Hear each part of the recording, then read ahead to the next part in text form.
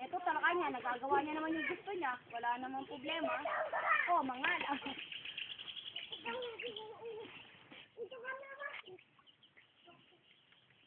Mali ka naman eh. Dapat kaninang marami ulam doon. Ang turok niyan dito sa may ano, sa buto sa balakang. Turok. Turok na anesthesia. Gis mo ha. Buong katawan. Manhid. Dito yung sentro.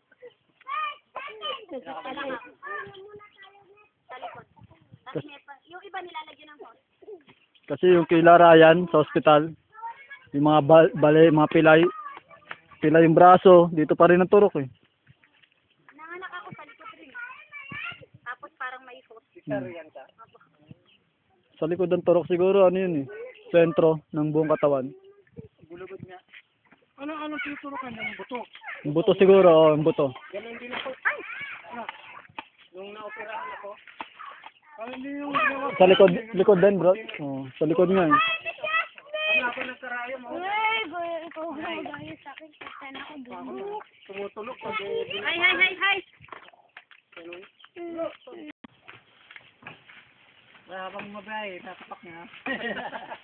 Ate, di ko lalagay dito? Pag nakita ng mga lasinggero, hingisan niya. Kami na natin to. Sigurado yan. Kita yan ni George, tirahin na natin yan. Hindi natin yan, si Dudong Blande.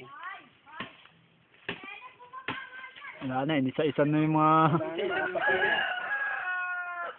Ito yung ba ng bagyo yan? Inisa-isa na yung mga siga eh. Oo. Bagyo siguro. Pinagtutumba na yung mga ano dyan. Siga, sarasab. Wala na sinugnog, no? Dati din naman siga yun eh. Mm. Anak ni Dino, yung welding. Makulit lang yun, makulit lang. Oo, negro. Yun naman, ano, yung nakapatay doon sa huling ano. Wait, yung ano? Saan na? Bibi. Ah.